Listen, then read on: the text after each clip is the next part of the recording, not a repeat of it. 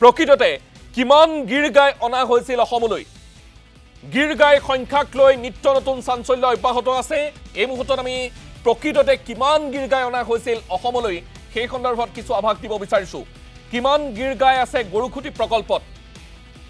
RTI তথ্য অনুসৰি 300 গীৰ গাই অনা হৈছিল 90 জনী গীৰ গাই ভগাই লৈছিল 7 গৰাকী ব্যক্তিয়ে 154 জনী গীৰ গাই উভতাই দিয়া হৈছিল গৰুখুটিৰ পৰা মৃত্যু হৈছিল 56 জনী গীৰ গাইৰ 300 মাইনাস 90 মাইনাস 154 মাইনাস 56 আৰু সেই অনুসৰি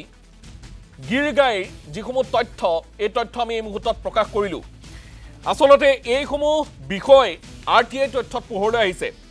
এতিয়া আমি নিউজ ডেস্কলৈ যাম নিউজ ডেস্কত আমাৰ সৈতে আছে অনুপজ্যোতি নাথ মন্ত্ৰীৰ ভাষাত যিগৰাকীক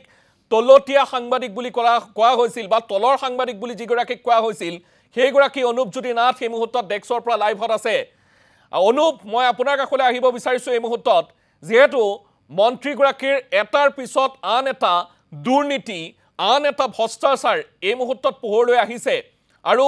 যিসমূহ কথা আসলতে এই মুহূৰ্তত পোহৰলৈ আহিছে আৰটিআই তথ্যত সেয়া কিন্তু আৰু অধিক বিভ্ৰাট এই মুহূৰ্তত অনুপজ্যোতি নাথ আপোনাৰ হাতত যিখন কাগজ আছে সেইখনে আটাইতকৈ বিস্ফোৰক কাগজ এই মুহূৰ্তত জনাওক বিতংভাৱে নিশ্চয়কৈ সমীৰণ এইখন যি আসলতে আৰটিআই তথ্য এই আৰটিআই তথ্যই ফাদিল কৰিব যে গৰুখুটিৰ নামত যিখন বিজেপি চৰকাৰে গোমাতা বুলি কৈ সাষ্টাংগে প্ৰণিপাত জনাই সেইখন চৰকাৰৰ দিনত গোমাতাক লৈ কি ধৰণৰ দুৰ্নীতি হৈছে সেয়া ইতিমধ্যে ফাদিল হৈছে আৰু আৰটিআই যিখন তথ্য আছে 2024 চনৰ ফেব্ৰুৱাৰী মাহৰ যিখন আৰটিআই সেই আৰটিআইখনে ফাদিল কৰিব যে গৰুখুটিৰ নামত কি ধৰণে ব্যৱসায় চলোৱা হ'ল কি ধৰণে দুৰ্নীতি কৰা হ'ল কি ধৰণে ভ্ৰষ্টাচাৰ চলোৱা হ'ল সকলো তথ্য ইয়াতে আছে আৰু সামগ্ৰিক যি আসলতে বিষয় এই বিষয় লৈ আমি মুখ্য সম্পাদক নিতুমণি শইকীয়া আছে জ্যেষ্ঠ সাংবাদিক অমৰেন্দ্ৰ ডেকা আছে মই তেওঁলোকৰ সৈতেও কথা পাতিম যে কি ধৰণৰ এক পৰিকল্পনাৰে হয়তো গৰুখুটিলৈ 300 জনী গীৰ গাই অনা হৈছিল নেকি গুজৰাটৰ পৰা আৰু সেই গীৰ গাই 90 গৰাকী ভগাই লোৱাৰ যি পৰিকল্পনা সেয়া পূৰ্বে ৰচনা হৈছিল নেকি গোটেই বিষয়টো আসলতে অস্পষ্ট আৰু ধূসৰ আৰু এই গোটেই বিষয়টোৰ ওপৰত মই প্ৰথমে কথা পাতিব চেষ্টা কৰিম নিতুমণি শইকীয়া ডাঙৰীয়া আছে মই আপোনাৰ ওচৰলৈ আহিছো যে গোটেই বিষয়টো যদি চাও পৃষ্ঠা জোৰা হয়তো দুৰ্নীতি ফাদিল হ'ব গৰুখুটিক লৈ পৃষ্ঠা জোৰা দুৰ্নীতি ফাদিল হ'ব গীৰ গাই প্ৰসংগক লৈ গোমাতাৰ প্ৰসংগ আসলতে যিটো প্ৰসংগক লৈ সাষ্টাংগে প্ৰণিপাত জনাই পূজা অৰ্চনা কৰে বিশেষকৈ বিজেপি যিসকল নেতা কৰ্মী আছে তেওঁলোকে কি ক'ব অনুপ প্ৰথম কথা হ'ল এতিয়া কেঁচু খান্দুতে সাপ ওলাইছেগৈ গৈ কথাটো তেনেকুৱা আছিল প্ৰথম আছিল ৰাজ সাহায্য পোৱাক লৈ জয়ন্ত মল্ল বৰুৱাই প্ৰথম পত্নীয়ে যেতিয়া তেওঁ ৰাজ সাহায্য পাইছিল হেতুক লৈ গোটেই আমি বাতৰি কৰিছিলোঁ আৰু তাৰপিছত তেওঁৱে সেই ৰাজ সাহায্য লাভ কৰি কেনেকৈ তেওঁ দুগ্ধ পাম চলাই আছিল কেনেকৈ তাত গীৰ গাই আছিল সেই কথাটো প্ৰথম তেওঁৱে ৰাজহুৱা কৰিছিল আৰু তাৰপিছত এতিয়া লাহে লাহে বিষয়টোৰ ভিতৰলৈ আমি যেতিয়া সোমাই গৈছোঁ এতিয়া দেখোন নিত্য নতুন তথ্য পোহৰলৈ আহি আছে মই প্ৰতিদিন টাইমৰ দৰ্শকসকলক এটা কথা ক'ব বিচাৰোঁ যিটো আৰটিআই তথ্যৰ কথা তুমি ক'লা তাৰ বাহিৰেও দুটা তথ্য গৰুখুটি প্ৰকল্পৰ ফালৰ পৰা দিয়া হৈছে আৰু কালি যিটো মন্ত্ৰী জয়ন্ত মল্ল বৰুৱাই নিজে দুবাৰ কাৰণে লগতে বাকী সকলোকো ডুবাই পেলাই তেওঁ যি ৰাজহুৱা কৰিছে যে তেওঁৱে অকল নহয় স্বয়ং বিজেপিৰ ৰাজ্যিক সভাপতিয়ে দুটা গীৰ গাই লৈছিল তাৰপিছত জোনাই বিধায়ক ভুৱন পেগুৱে 10 জনী গীৰ গাই লৈছিল গহপুৰৰ বিধায়ক উৎপল বৰাই 4 জনী গীৰ গাই লৈছিল কমলপুৰৰ বিধায়ক দিগন্ত কলিতাই 2 জনী গীৰ গাই লৈছিল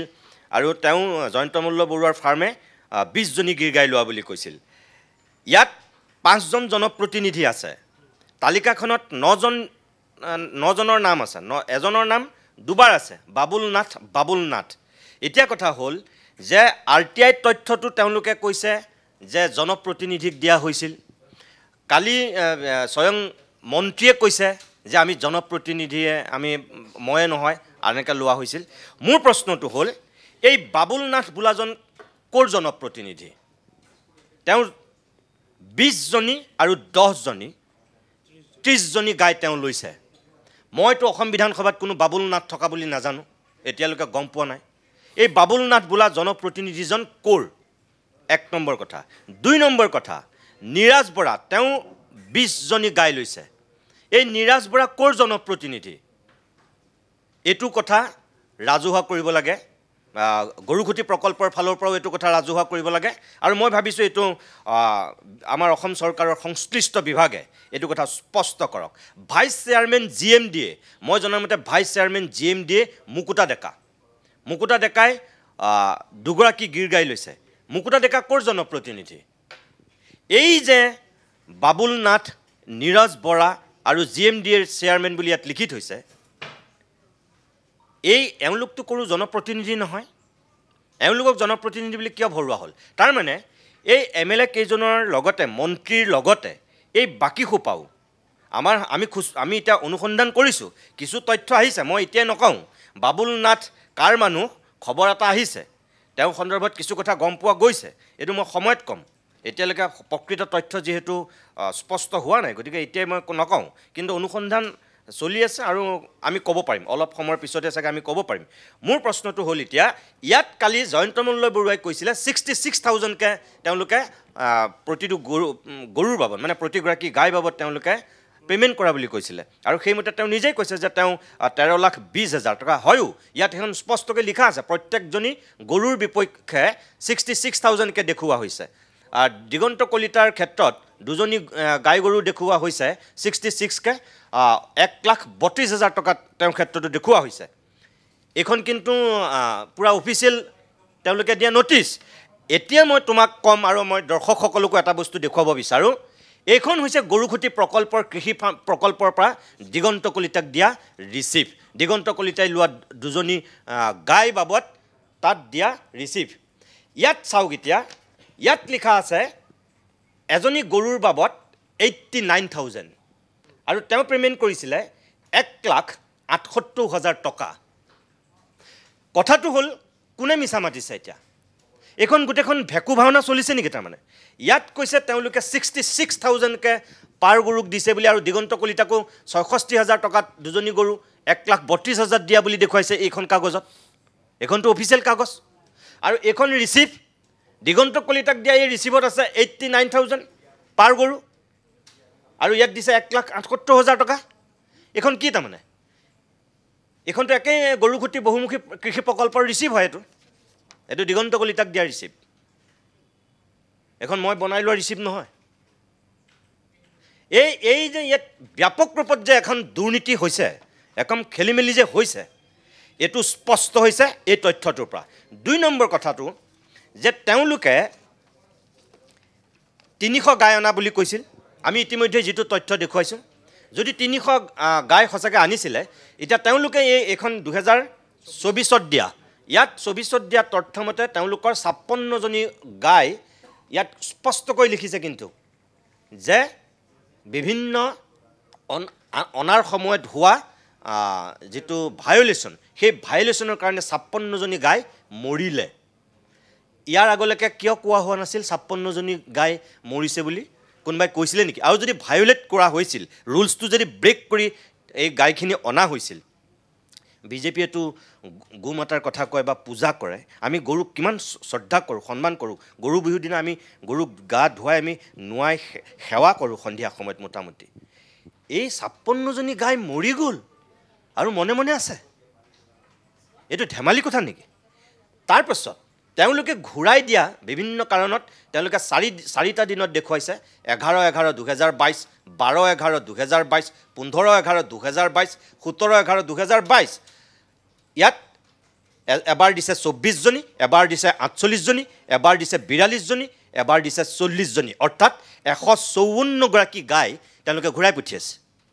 154 আৰু এফালে 56 জনী গাই যদি আমি হিচাপ কৰোঁ তেনেহ'লে 210 জনী গাই মৰিলে আৰু ঘূৰাই পঠিয়ালে এই 210 জনীত সোমাই আছে আৰু থাকিল 90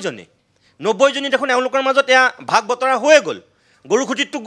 গাই থাকিব নালাগে তেতিয়াহ'লে আমাৰ পুলকে এতিয়া গৰুখুটিত গৈ পেলাই কৈছে যে তাত 50 জনীমান গাই আছে গীৰ গাই আছে এতিয়া তাত যদি গীৰ গাই 50 জনী আছে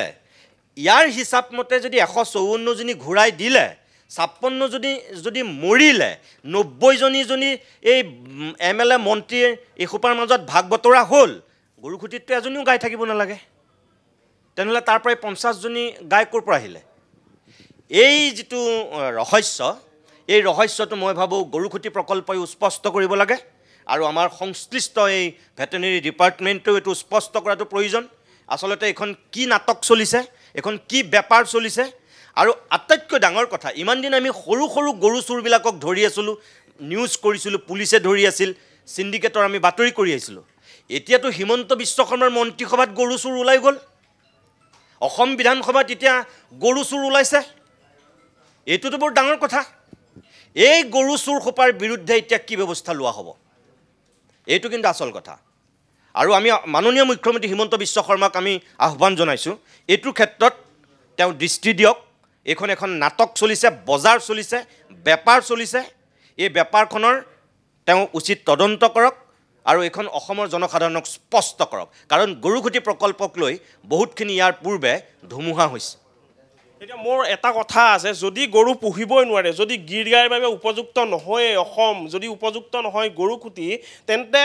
গাই অনা হৈছিল কিয় ৩০০জনী গাই অনা হৈছিল পুহিব নোৱাৰিলে ১৫৪ গৰাকী গিৰ গাই ঘূৰাই দিলে গোটেই পৰিকল্পনাটো আচলতে এই যি ৭ গৰাকীকৈ জনপ্ৰতিনিধি বুলি কোৱা হৈছিল তাৰে ৩ গৰাকীটো নহয়েই আৰু ৫ গৰাকী জনপ্ৰতিনিধি বা ৪ গৰাকী জনপ্ৰতিনিধিয়ে যিহেতু ভগাই ল'লে গোটেই পৰিকল্পনাটো এইটোৱে নেকি যে গিৰ গাই আনিব যি চৰকাৰী টকাৰে গিৰ গাই আনিব ভগাই ল'ব কম পইচাত এফালে যি ৰিচিপ আছে ৰিচিপৰ কথা বেলেগ এফালে যি তথ্য দিছে তথ্যৰ কথা বেলেগ যে গোটেই বিষয়টো যদি পুহিবই নোৱাৰে তেন্তে গৰু আনিছিল কিয় যদি যি অনুপ মই এটা কথা নাজানো এইটো সঁচা মিছা সময়ে ক'ব এই যে তেওঁলোকে ৫৬জনী গাই মৰা বুলি কৈছে বিভিন্ন হেৰিয়াত তাত দুটা দিশ আছে যদি সঁচাকৈ অনাৰ সময়ত গাইখিনিয়ে পোৱা কষ্টৰ কাৰণে যদি মৃত্যুমুখত পৰিছে সেইটো এটা জঘন্য পাপ এইটো এটা খুব বেয়া কাম কৰিছে কাৰণ তেনেকৈতো গৰু আনিব নালাগিছিল ইমান কষ্ট কৰি কিয় আনিছিলে গৰুখিনি ১ নম্বৰ কথা ২ নম্বৰ কথা এই গাইখিনি নমৰিবও পাৰে এইটো মিছা নাটকো হ'ব পাৰে এই মৰা বুলি দেখুৱাই এই গাই খোপাই ভাগ বতৰা কৰি পেলাই হয়তো এই যে ২০জনী দেখুৱাই পেলাই এতিয়া যে জয়ন্ত মল্লৰ বৰুৱাৰ তাত যে এই ৬০-৭০জনী আছে বুলি তেওঁ কৈছে তেওঁতো এতিয়ালৈকে স্পষ্ট কৰা নাই বাকী গাইখিনি তেওঁ তাত ক'ৰ পৰা আহিলে এই ৫৬জনী মৰা বুলি যে কৈছে এই মৰাখিনি দেখুৱাই পেলাই যদি সেই গায়ে গৈ তাত সোমাইছেগৈ এইটোতো ডাঙৰ গৰু চোৰ তেতিয়াহ'লে এই কথাটো তদন্ত হ'ব লাগে তেওঁ কওক তেওঁতো ২০জনীহে ইয়াৰ পৰা নিছিলে তেওঁ তাত নিজে কৈছে নহয় তেওঁ ৬০-৭০জনী গাই আছে বুলি তেওঁতো এতিয়া আমাক কেমেৰা সোমাবলৈ নিদিলে তেওঁতো মাতিছিলে আমিতো সাংবাদিক পঠিয়াইছিলোঁ তেওঁ কিয় সোমাবলৈ নিদিলে ক'ত গণ্ডগোলটো আছে তাৰমানে এই ২০জনী তেওঁ ইয়াৰ পৰা কিনিছে বাকীখিনি তেওঁ ক'ত পালে তেওঁ সেইটো ৰাজহুৱা কৰিব লাগে মই ভাবোঁ সেইটোৱেই আৰু সঁচাকৈ যদি মৰিছে এই কি কাৰণে মৰিছিল সেই কথাখিনিও স্পষ্ট কৰিব লাগে গৰুখুটি প্ৰকল্পৰ কৰ্তৃপক্ষই এতিয়ালৈকে সেইটো কিন্তু অসমৰ মানুহে নাজানে অনুপ আমি আপোনাক কিছু সময় ৰখাইছোঁ আমি পুনৰ যাম আচলতে এইসমূহ আচলতে মূল বিষয় যিসমূহ বিষয়ক লৈ সমগ্ৰ এতিয়া ৰাজ্যৰ জনতাৰ দৃষ্টি নিবদ্ধ হৈ আছে কাৰণ বৰ্তমান সময়ছোৱাত যিসমূহ হিচাপ আমাৰ হিচাপত ওলোৱা নাই কাৰণ এনেকৈ ওলোৱা নাই কাৰণ আমি LP স্কুলত যিসমূহ শিকিছিলোঁ যে ১-১-২ সেই যিটো সমীকৰণ সেই সমীকৰণত এই গৰু এটাও নাই কিন্তু সতীৰ্থ পুলক এটাত গৈ দেখিলে যে কেইবাটাও গৰু আছে এতিয়া কাগজে পত্ৰই যিসমূহ বিষয় সন্নিবিষ্ট কৰা হৈছে এই বিষয়সমূহে আচলতে কেতবোৰ ভয়ংকৰ তথ্য উন্মোচন কৰাৰ সম্ভাৱনা আছে